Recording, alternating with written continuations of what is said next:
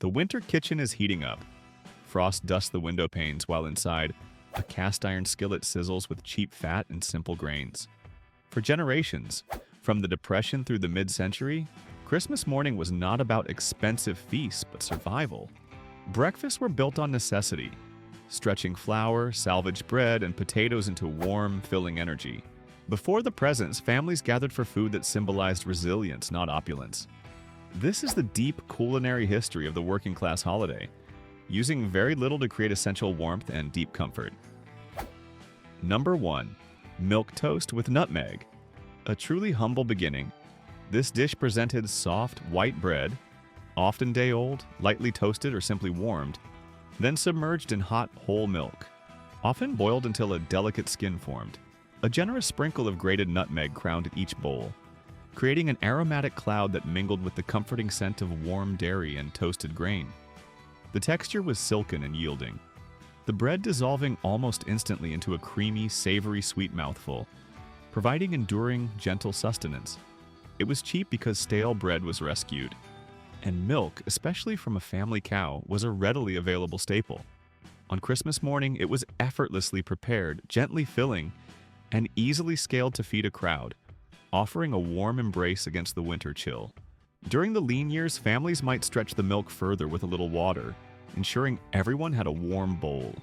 This simple comfort food faded as more diverse and exciting breakfast options became available, and the taboo of stale bread diminished. Number 2. Oatmeal with lard and molasses. A thick, hearty porridge, this oatmeal was a creamy gray-brown swirl in a bowl, its surface glistening from melted lard, perfectly suited for a cold winter morning. The aroma was deeply earthy and sweet, a primal comfort on a cold December morning, promising lasting energy. Made from rolled oats, water, or thinned milk, and a dollop of rendered lard, it was cooked until it achieved a substantial, almost sticky consistency, then sweetened generously with dark, viscous molasses. The texture was smooth but with a slight chew from the oats, providing enduring energy and warmth. Oats were incredibly inexpensive and stored well, while lard was a byproduct of butchering, making it free or very cheap. It was a Christmas morning staple for its warmth and satiating power, keeping hungry children content until the main holiday meal.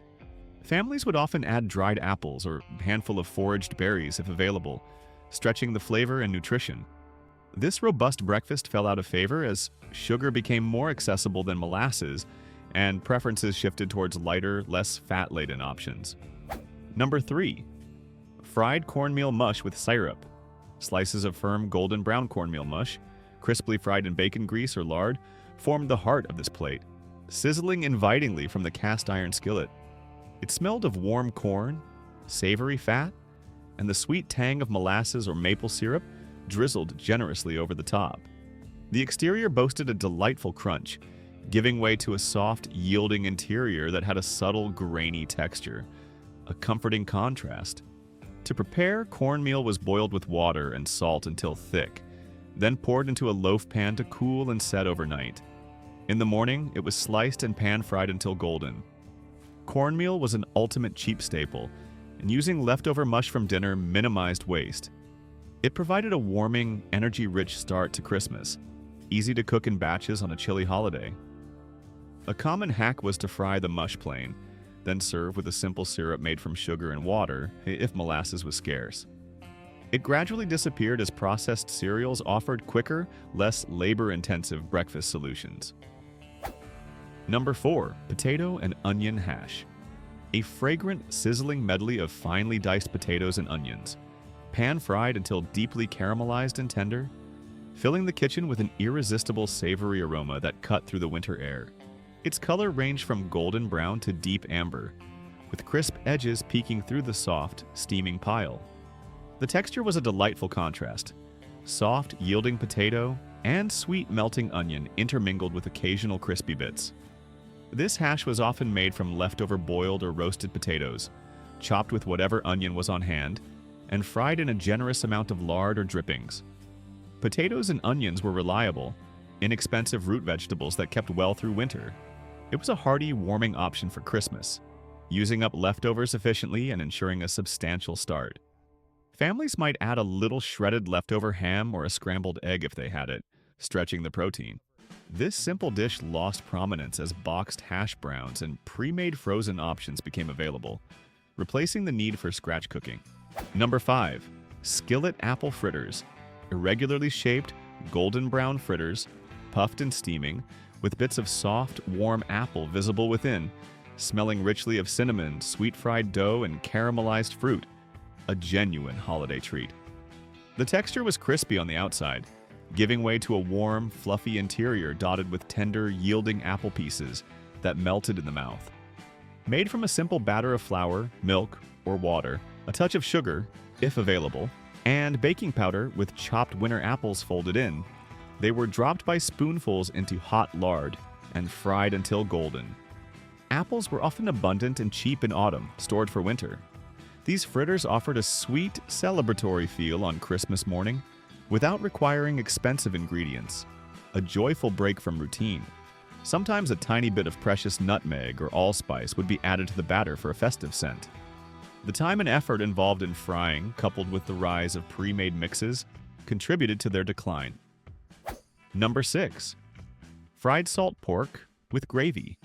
Thick slices of salt pork, rendered until shatteringly crisp and golden, sat alongside a creamy, peppery white gravy on a plate, filling the air with the unmistakable aroma of rich, savory pork fat and warm flour on a cold morning. The salt pork was intensely savory and wonderfully crunchy, while the gravy was smooth and comforting, coating the palate with its richness. The preparation involved slowly frying the salt pork until much of its fat was rendered, then using that fat with a little flour and milk to create a thick gravy. Salt pork was one of the cheapest forms of preserved meat, a true survival staple. On Christmas, it provided a robust, fatty energy source for a long day. The cracklings were a particular treat for children. Some families used coffee as the liquid for gravy if milk was scarce, adding a unique depth. Its high-fat content and the advent of healthier, leaner breakfast meats eventually led to its fading from common use. Number 7. Stewed prunes with cream. A bowl of dark, plump, glistening prunes, gently stewed until tender and bursting with a deep, sweet tart flavor, often topped with a modest spoonful of precious cream or evaporated milk. A welcome richness on a cold morning. The scent was a warm, fruity aroma, hints of caramel and slight spice. The prunes were soft and chewy with their natural sweetness intensified by cooking. Dried prunes were a very affordable, nutrient-dense fruit that kept indefinitely, essential for winter diets when fresh fruit was scarce. Served on Christmas, they provided a touch of sweetness and often aided digestion after heavier holiday meals. A light counterpoint to rich foods. Families might cook them with a cinnamon stick or a few cloves if those spices were available. The increased availability of fresh fruits year-round and changing tastes reduced the appeal of stewed prunes as a special treat. Number 8. Hard-boiled eggs and homemade crackers. Simple, firm, hard-boiled eggs, often served in halves, alongside a stack of rustic, irregularly shaped homemade crackers, smelling faintly of baked flour and the sulfur of the eggs. A clean, wholesome aroma. The eggs were firm and creamy, the crackers crisp and subtly savory, providing a textural contrast that demanded chewing. The crackers were made from a basic dough of flour, water, and salt, rolled thin and baked until hard. Eggs, if chickens were kept, were free, and flour was a cheap staple. This breakfast was easy to prepare on Christmas morning and provided essential protein and carbohydrates. A common practice was to dip the crackers into the yolk of the eggs or spread a bit of lard on them for extra flavor. As packaged crackers became universally available and less labor-intensive, homemade versions for daily meals, even Christmas, dwindled. Number 9. Peanut butter on crackers. A simple yet surprisingly satisfying spread of creamy or crunchy peanut butter, thickly applied to homemade crackers or slices of dense homemade bread, emitting a comforting, nutty aroma, a dependable energy source. The peanut butter was rich and substantial, its stick-to-your-ribs texture contrasting with the crispness of the crackers or the chewiness of the bread. Peanut butter was a cheap source of protein and fat, often purchased in large, economical jars. On Christmas, it was a quick, no-cook option that kids particularly loved, providing a decent amount of energy without taxing the wood stove. Wartime rationing sometimes limited peanut butter, leading families to make their own from roasted peanuts if available. The rise of more elaborate breakfast options and the desire for warmer, cooked meals on holidays slowly pushed this utilitarian choice aside. Number 10. Cream of wheat with honey and butter. A steaming bowl of smooth, white cream of wheat, its surface rippled and glistening, with a golden swirl of honey and a melting pat of butter on top, releasing a sweet, wholesome, and slightly malty aroma that was perfect for a cold morning. The texture was wonderfully creamy and comforting, a warm embrace against the winter cold, dissolving gently on the tongue. Made from farina, milled wheat, cooked with water or milk until thick, then sweetened. Cream of wheat was incredibly inexpensive and filling, providing lasting energy. On Christmas, it was a gentle, warming start, easy to digest and comforting for all ages. During lean times, a small amount of rendered lard might replace butter for richness. As breakfast cereals diversified and processed foods became more prevalent, the simple home-cooked porridges like cream of wheat became less common. Number 11. Poor man's pancakes. Thin, golden pancakes, often with slightly crisp edges, smelling faintly of cooked flour and a hint of sweetness. Served plain or with a meager drizzle of molasses, a simple, warm offering. The texture was soft and pliable, almost crepe-like, differing from modern fluffy pancakes, providing a light yet comforting chew. These were made from a very simple batter of flour, baking powder, salt, and water, sometimes with a tiny bit of sugar if available. Water replaced expensive milk and eggs, making them incredibly cheap. They offered a warm, comforting start to Christmas, easy to cook in large batches on a griddle. Families would stretch the batter with extra water, ensuring enough for everyone. The rise of pre-made pancake mixes that included dry milk and eggs, and a general increase in dairy and egg availability led to their decline. Number 12. Leftover ham scraps with grits. A savory melange of finely diced salty ham scraps, sautéed until slightly crispy, then folded into a creamy, simmering bowl of grits, filling the air with a rich, smoky, and corn-based aroma, deeply satisfying on a winter day. The grits were soft and yielding, providing a creamy base for the salty, chewy, and occasionally crispy ham bits, a textural pleasure. Grits, dried ground corn, were a southern staple, and exceptionally cheap and filling, while ham scraps were a valuable leftover from the Christmas Eve ham. This offered a protein-rich, satisfying Christmas breakfast that stretched every bit of the holiday meal. Families would render down any remaining ham fat to cook the scraps, maximizing flavor. Its regionality and the eventual availability of more varied breakfast meats contributed to its less widespread use. Number 13. Biscuits and sawmill gravy. Fluffy, homemade biscuits, split and smothered in a thick, hearty gravy made with the pan drippings from cooked sausage or bacon, flour, and water instead of milk, creating a robust, peppery aroma of true country cooking. The biscuits were soft and crumbly, perfect for soaking up the intensely savory, slightly greasy, and comforting gravy, ensuring no drop of flavor was wasted. Biscuits were made from cheap flour, shortening, and water, while the gravy cleverly utilized rendered fat. This was a substantial, warming Christmas breakfast, incredibly cheap to produce in large quantities. The absence of milk in the gravy was a key cost-saving measure during hard times, or when dairy was scarce on a farm. As fresh milk became more universally available and affordable, the sawmill gravy largely transitioned to a milk-based version. Number 14. Applesauce with cornbread. A rustic, comforting plate featuring a wedge of golden brown cornbread, perhaps slightly sweetened, alongside a generous scoop of homemade applesauce, filling the air with the wholesome scent of baked corn and sweet, cooked apples. The cornbread was often dense and crumbly, a perfect counterpoint to the soft, slightly chunky and naturally sweet tart applesauce, a satisfying textural and flavor balance. Cornmeal was exceptionally cheap, and apples were often homegrown or inexpensive seasonal produce stored for winter. This offered a warm, satisfying, and nutritious Christmas breakfast. Families might add a handful of raisins to the applesauce for extra sweetness, or bake the cornbread in a cast-iron skillet for a crispy crust. As fresh fruit became available year-round and sweeter, softer bread became common, this simpler pairing faded. Number 15. Creamed chipped beef on toast. A bed of simple, often day-old toast, smothered in a thick, savory, peppery cream sauce, studded with finely shredded, salty chipped beef, often dried beef or even just heavily seasoned ground beef in lean times. Smelling intensely savory and creamy, a potent, warming dish.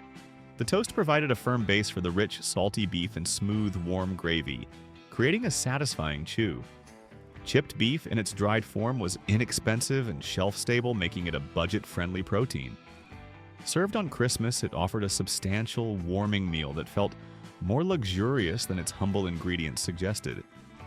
During the Great Depression, the chipped beef might simply be inexpensive ground beef, heavily salted and browned, then mixed with a flour and water gravy. The perception of it as military rations and the availability of more diverse and appealing breakfast meats led to its decline. Number 16. Hominy grits with butter and salt. A steaming, creamy bowl of plump, soft hominy grits, glistening with a generous pat of melting butter and a sprinkle of salt, releasing a subtle, earthy corn aroma with a hint of dairy richness. A simple, hot comfort. The texture was wonderfully soft, almost fluffy, with a distinct chewiness from the nixtamalized corn, providing lasting fullness. Hominy, either dried or canned, was extremely cheap and provided significant calories. On Christmas, it was a comforting, warming, and filling breakfast, easy to cook for many without requiring scarce resources. Families would often add rendered bacon fat instead of butter for extra flavor and richness if butter was scarce. The increasing popularity of quick-cooking instant grits and other breakfast options diminished the appeal of slow-cooked hominy grits for many. Number 18. Oatcakes with apple butter. Rustic, flat, round oatcakes, often baked or pan-fried until slightly crisp and golden, served warm with a generous smear of rich, spiced apple butter, offering a wholesome, earthy, and sweet-spiced aroma, deeply comforting on a winter day.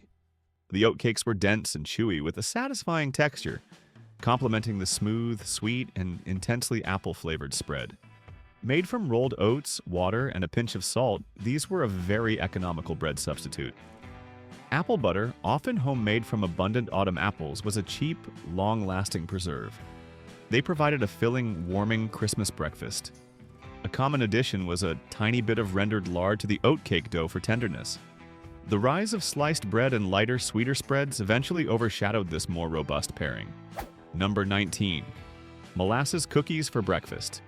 Chewy, dark brown molasses cookies, often slightly crisp at the edges and soft in the middle, filling the air with the potent, warm, and spicy aroma of ginger, cinnamon, and molasses.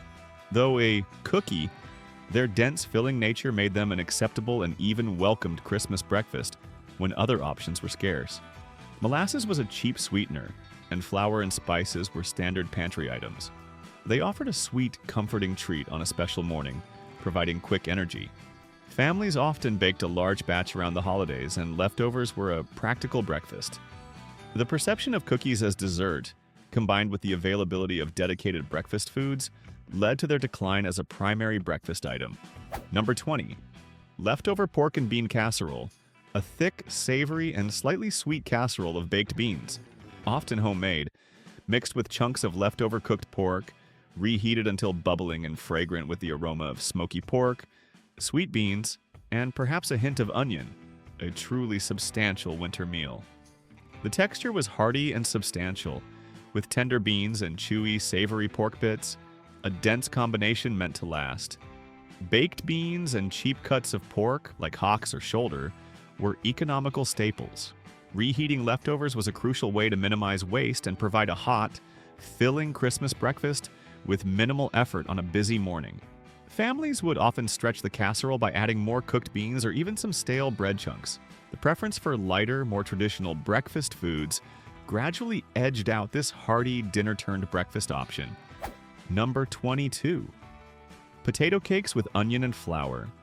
Flat, pan-fried potato cakes, often rustic and irregularly shaped, made from grated raw or leftover mashed potatoes mixed with finely diced onion and a little flour, smelling savory and deeply potatoey from the frying. A comforting, familiar scent. The exterior was crisp and golden, while the interior remained soft and moist, with tender onion pieces throughout. A wonderful blend of textures. Potatoes were a cheap, abundant winter vegetable, and a little flour bound them together. These cakes offered a substantial, warming Christmas breakfast, using up leftovers or stretching minimal ingredients. Families would sometimes add a single egg if they had one, or a pinch of any available spice like sage. The labor involved in grating potatoes and the rise of more convenient potato products led to their fading. Number 23. Canned salmon patties with flour. Small golden brown patties, pan-fried until crisp, made from flaked canned salmon mixed with mashed potatoes, if available. A little flour and often some minced onion or parsley, emitting a distinct savory, fishy, and fried aroma, a surprising source of holiday protein. The texture was a crisp exterior giving way to a soft, flaky, and savory interior that was both light and filling. Canned salmon was a relatively inexpensive source of protein, especially in inland areas, and could be stretched significantly with fillers. On Christmas, it provided a protein-rich meal that felt special. Families would use a minimal amount of egg or simply water to bind the patties if eggs were scarce. The increased availability of fresh and frozen meats, along with changing culinary tastes, diminished the appeal of canned salmon patties for breakfast. Number 24. Hot water. Cornbread. Small, irregular, crisp-edged patties or loaves of cornbread, fried in a cast-iron skillet until deeply golden brown, smelling intensely of cooked corn and hot lard. A simple, pure grain aroma. The texture was wonderfully coarse and crumbly, with a distinctive crispy crust that was highly satisfying. Made from simply cornmeal, boiling water, and a pinch of salt, then fried in hot fat. No eggs or milk were required, making it incredibly cheap. This provided a warm, filling, and very quick Christmas breakfast, especially when ingredients were scarce. Families would sometimes serve it alongside a bowl of bean soup or just plain molasses. Its simplicity and rustic nature eventually gave way to more refined cornbread recipes and easier breakfast options. Number 25. Egg in a hole. A simple yet satisfying presentation of a sunny side up or over easy egg, perfectly nestled within a hole cut from a slice of bread, both pan-fried in butter or lard until golden, filling the kitchen with the comforting aroma of toast and frying egg.